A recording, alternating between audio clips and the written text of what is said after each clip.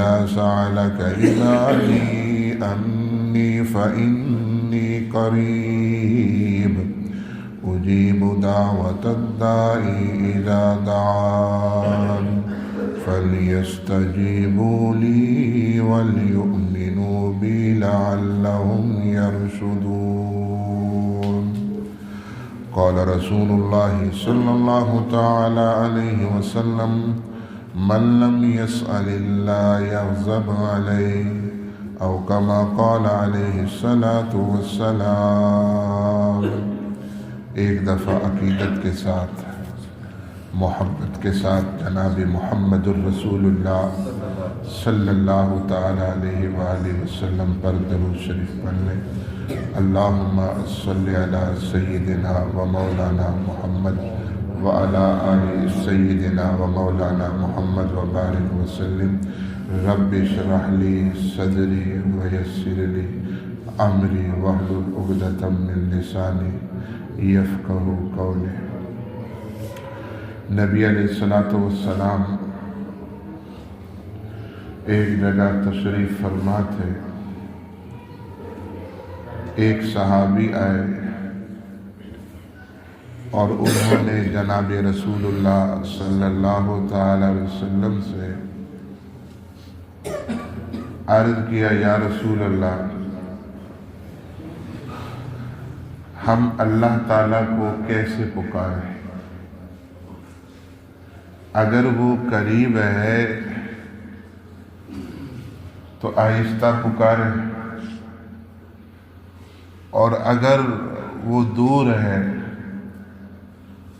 تو ہم اونچی آواز سے پکاریں۔ نبی علیہ السلام نے جواب نہیں دیا۔ اللہ تبارک و تعالیٰ کی طرف سے یہ آیت نازل ہوئی، وَإِذَا سَأَلَكَ عِبَادِي أَنِّي فَإِنِّي قَرِيبٌ۔ آپ سے میرے بندے میرے بارے میں سوال کرتے ہیں، آپ انہیں کہہ دیں کہ میں بہت قریب ہوں۔ آپ انہیں کہہ دیں میں بہت قریب ہوں۔ آگے فرمایا اللہ تبارک و تعالیٰ نے، اجیب دعوت الداعی اذا دعان۔ انہیں آپ کہہ دیں جو بندہ مجھ سے دعا کرتا ہے میں اس کی دعا کو قبول کرتا ہوں، میں اس کی دعا کو قبول کرتا ہوں۔ مہینہ رمضان المبارک کا چل رہا ہے، اللہ تبارک و تعالیٰ نے یہ والی آیت ایسے مقام پر نازل فرمائی جو مہینہ ساری دعاؤں کا ہے، کیونکہ یہ اس مقام پر آیت اللہ تبارک و تعالیٰ نے نازل فرمائی کہ اس سے پہلی والی آیات بھی رمضان اور روزے کے متعلق ہے، اور اس سے جو بعد کی جو آیات ہے وہ بھی اسی کے متعلق ہے۔ اس طرف اشارہ کیا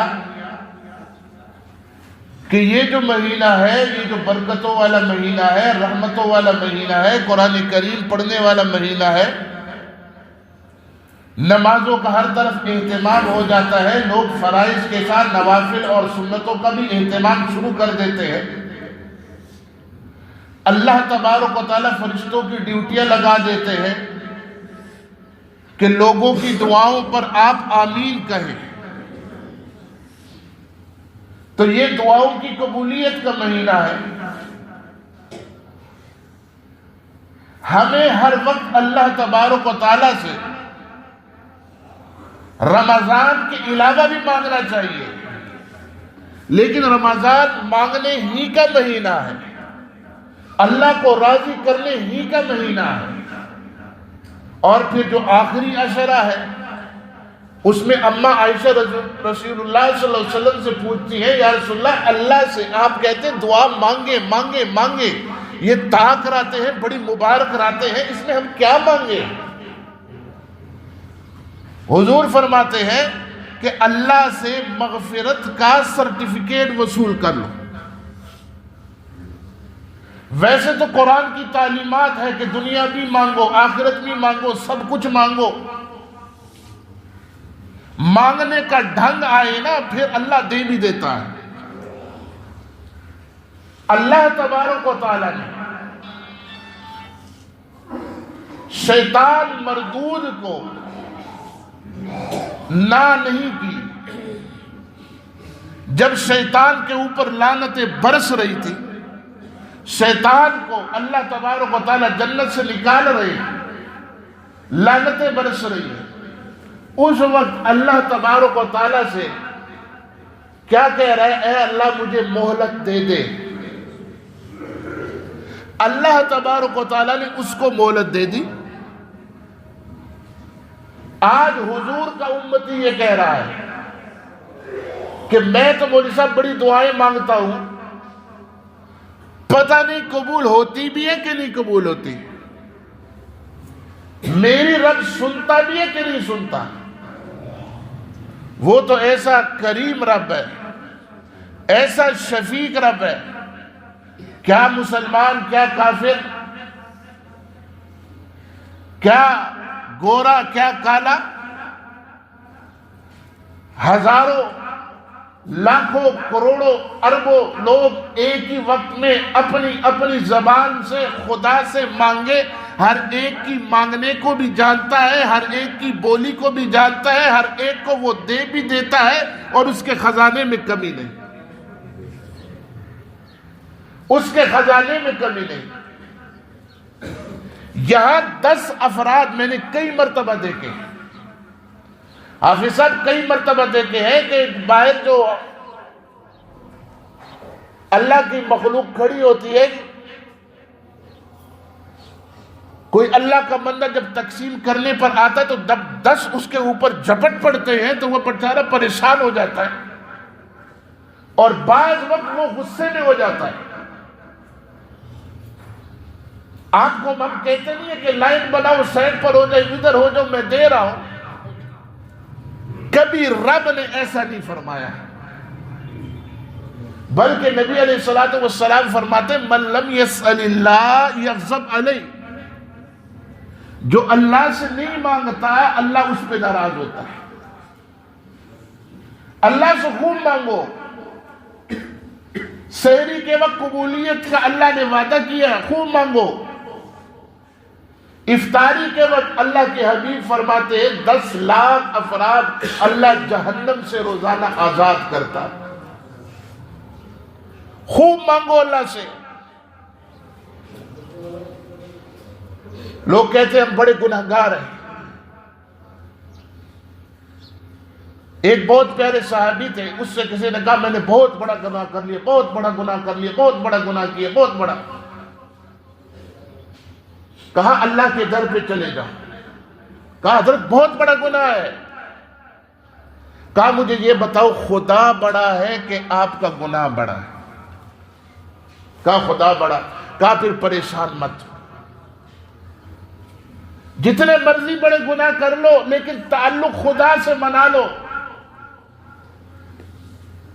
آج کا بندہ کہتے ہیں میرا فلاں کے ساتھ تعلق ہے، کوئی مصیبت پیش آئے گی تو میں فلاں کو کہوں گا، وہ مسئلہ حل کر دے گا۔ لیکن آج کا مسلمان یہ نہیں کہتا کہ میرا رب کے ساتھ تعلق ہے، کوئی مسئلہ پیش آ جائے گا تو میں رب سے ذکر کروں گا۔ اللہ تبارک و تعالیٰ مانگنے سے خوش ہوتے ہیں۔ حضور فرماتے ہیں کہ تسمہ بھی ٹوٹ جائے پہلے اللہ کے در پہ جاؤ، مولا تسمہ ٹوٹ گیا اس کو ٹھیک کر دے۔ اس چیز سے خدا خوش ہوتا ہے، اس چیز سے خدا خوش ہوتا ہے۔ انسان اللہ سے بس مانگے مانگے مانگے۔ لوگ کہتے ہیں ہماری دعائیں قبول نہیں ہوتی۔ نبی علیہ الصلوۃ والسلام نے سارے نسخے بیان کیے، دعائیں کیوں نہیں قبول ہوتی، لیٹ کیوں ہوتی ہے، ان کی وجوہات ذکر کی ہے۔ نبی علیہ الصلوۃ والسلام فرماتے جو بندہ یہ چاہتا ہے کہ اللہ تبارک و تعالیٰ پریشانی میں اس کی سنے، اللہ اس کی پریشانی میں اس کی سنے، اللہ کے نبی فرماتے ہیں خوشحالی میں خدا کو مت بھولو۔ ہم خوشحالی میں خدا کو بھول جاتے ہیں، خوشحالی میں خدا کو یاد نہیں رکھتے۔ حضور فرماتے ہیں آپ یہ چاہتے ہو کہ اللہ آپ کی دعائیں جلد از جلد قبول کرے، آپ اپنے پیاروں کے پیچھے دعا کریں، غیبانہ دعا کریں، اللہ آپ کی دعا پہلے قبول کرے گا، اللہ آپ کی دعا پہلے قبول کرے گا۔ لوگ کہتے ہیں دعائیں قبول نہیں ہوتی، حضور فرماتے اللہ ہر ایک کی دعا قبول کرتا ہے بشرط کہ قلب غافل نہ ہو۔ قلب غافل کی اللہ دعا قبول نہیں کرتا، اس کی دعا سر سے ایک بالش بھی اوپر نہیں جاتی۔ زبان پہ تو الفاظ رٹے ہوئے ہیں، اللہ یہ دے دے، یہ دے دے، یہ دے دے، یہ دے دے، لیکن اس کا دل کہیں اور ہے۔ یہ ایسا ہی ہے کہ جیسے طوطے کو آپ نے کلمہ رٹوا دیا، کہتے ہمارا طوطا شریف کلمہ بھی پڑھتا ہے، آج کل تو ہر چیز شریف اس کے ساتھ لگا لیتا ہے، تو طوطا شریف کیا پڑھتا ہے؟ کلمہ پڑھتا ہے، لیکن اس کے سامنے جب بلی چھوڑ دیتے ہیں تو اس سے کلمہ بھول جاتا ہے۔ تو ہمارا حال بھی یہی ہے کہ ہمارا دل متوجہ نہیں ہوتا خدا کی طرف۔ حضور فرماتے ہیں اللہ دعائیں قبول کرتا ہے، فرمایا کب تک؟ فرمایا کب تک؟ فرمایا جب تک بندہ یہ نہ کہے میں نے تو اللہ سے اتنا مانگ لیا، میری اللہ دعا قبول ہی نہیں کرتا۔ اللہ دعا قبول کرتا ہے۔ حضور صلی اللہ علیہ وسلم فرماتے اللہ دعا قبول کرتا ہے جب تک بندہ یہ نہ کہے۔ کون سی دعا نہ کہے؟ فرمایا قطع رحمی کی یا گناہ کی دعا نہ کرے۔ ہمارے معاشرے میں یہ دعائیں ہوتی ہے قطع رحمی کی، یا اللہ، عام طور پر خواتین بھی، یا اللہ ان دونوں کے درمیان میں پھوٹ ڈال دے۔ پیروں کے پاس جاتی ہے نا، پیروں کے پاس کہتے ان کے درمیان میں کیا کر دو، کام خراب ہو جائے ان کے درمیان۔ گناہ کی دعا خدا سے نہ کرے، اگر کوئی یہ کرے گا تو گناہ کی دعا، تو اللہ کے نبی فرماتے اللہ ایسے دعائیں، ایسے بندے کی دعائیں اللہ قبول نہیں کرتا۔ اے اللہ اس کو تو ذلیل کر دے، اس قسم کی دعائیں۔ آگے نبی علیہ الصلوۃ والسلام نے ایک موقع پر فرمایا ایک بندہ بڑا دور دراز مقدس علاقوں میں جاتا ہے، حج کرنے جاتا ہے، عمرہ کرنے جاتا ہے، پراگندہ بال ہوتے ہیں، ہاتھ اس نے اٹھائے ہوتے ہیں، یا ربی یا ربی یا ربی۔ حضور فرماتے ہیں مطعمہ حرام وملبسہ حرام ومشربہ حرام، اس کا کھانا حرام ہے، پینا حرام ہے، پہننا حرام ہے، اللہ تبارک و تعالیٰ اس کی دعا کیسے قبول کرے گا؟ آج ہم دیکھیں حلال لقمہ نصیب ہو جانا اس دور میں یہ بہت بڑی نعمت ہے، کیونکہ حلال جائے گا تو اعمال بھی حلال نکلیں گے۔ ایک صحابی نبی علیہ الصلوۃ والسلام کے پاس تشریف لائے، فرمایا یا رسول اللہ میں دعائیں مانگتا ہوں، میں دعائیں مانگتا ہوں لیکن بظاہر نظر نہیں آتی قبول ہونا، بظاہر نظر نہیں آتی قبول ہونا، یا رسول اللہ کوئی نسخہ آپ بتا دیں۔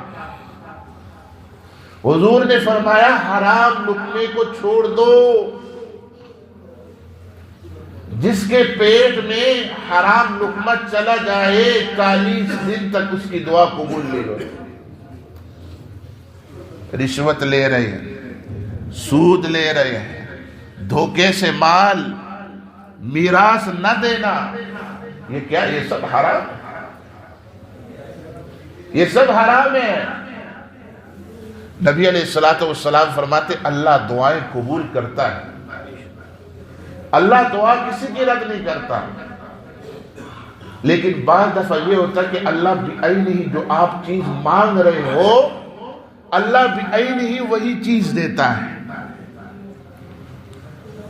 بعض دفعہ انسان کو وہ چیز نہیں دیتا کیونکہ وہ چیز اس کے لیے مناسب نہیں ہوتی ہے، فساد وہ بڑی مانگتا ہے خدا سے، اللہ اس کی بدلے کوئی اور دے دیتا ہے یا کوئی مصیبت ڈال دیتا ہے۔ یہ ایسا ہی ہے جیسے کہ ماں جو ہے اپنے بچے پر بڑی شفیق ہوتی ہے، وہ کہتی ہے بچہ اپنی زبان سے جو کچھ کہے میں فوراً اس کو پیش کروں، میں فوراً اس کو پیش کروں، کسی چیز سے نہ نہیں کرتی۔ لیکن جب ماں دیکھتی ہے کہ بچہ چھری کی طرف ہاتھ بڑھا رہا ہے تو ماں کیا کرے گی؟ اس سے چھری لے لے گی، وہ روئے گا، پیٹے گا، لیکن ماں نہیں دے گی۔ خدا رحیم ہے، خدا حکیم ہے، بندے کے نس نس سے واقف ہے کہ اس کے لیے کون سی چیز مفید ہے، کون سی چیز مفید نہیں ہے۔ حضور فرماتے ہیں کبھی بھی نہیں وہی چیز دے دیتے جو آپ مانگتے ہو، اور کبھی اس کے بدلے اللہ کوئی اور چیز دے دیتا ہے یا کوئی مصیبت ہٹا دیتا ہے، اور کبھی اللہ تبارک و تعالی ان دعاؤں کو آخرت میں بطور اجر کے انسان کو دے دیتا ہے۔ حدیث میں آتا ہے کہ قیامت کے دن انسان اجر کے ڈھیر دیکھے گا، بندہ کہے گا اللہ یہ کس کھاتے میں، یہ کس چیز کا اجر ہے؟ اللہ تبارک و تعالیٰ فرمائیں گے دنیا میں تو مانگتا تھا بہت، فلاں فلاں فلاں فلاں فلاں دعا تیری قبول نہیں ہوئی، یہ اس کا اجر ہے۔ بندہ اس وقت کہے کاش میری دنیا میں کوئی دعا بھی قبول نہیں۔ تو دعا کی قبولیت کے لیے ایک چیز کیا ہے کہ قلب غافل نہ ہو، توجہ سے انسان مانگے۔ ہمارا کام ہے مانگنا، فقیر کا کام ہے مانگنا۔ فقیر جب دستک دیتا ہے کہتا ہے جو دے اس کا بھی بلا اور جو نہ دے اس کا بھی بلا۔ خدا تو دیتا ہے، رد کسی کو بھی نہیں کرتا۔ ہاں حرام لقمہ اگر گیا ہو تو اللہ ایسے بندے کو نہیں دیتا۔ حسن بصری رحمت اللہ علیہ نے ایک واقعہ لکھا، کہا حجاج بن یوسف کو معلوم ہوا کہ بستی میں اس کے قریب کوئی بستی میں کچھ اللہ والے آئے ہیں کہ ہاتھ اٹھاتے ہیں اللہ فوراً ان کی دعائیں قبول کر لیتا، فوراً ان کی دعائیں قبول کر لیتا ہے۔ انہوں نے حجاج بن یوسف نے ان کی دعوت کی اور حرام مال ان کو کھلایا۔ دعوت سے جب فارغ ہوئے تو اپنے عزیز و اقرباء سے کہنے لگے کہ ان کی دعاؤں سے اب میں محفوظ ہو گیا، ان کی بد دعاؤں سے اب میں محفوظ ہو گیا کیونکہ میں نے ان کو حرام کھلا دیا۔ اب مجھے ان کی بد دعائیں کچھ نہیں کر سکتی۔ اس لیے حلال لقمہ بہت ضروری ہے۔ صبح سے لے کر شام تک بھوکا رہ رہے ہیں، خدا کے لیے رہ رہے ہیں، اسی خدا کا حکم ہے کہ حلال لقمہ ہو۔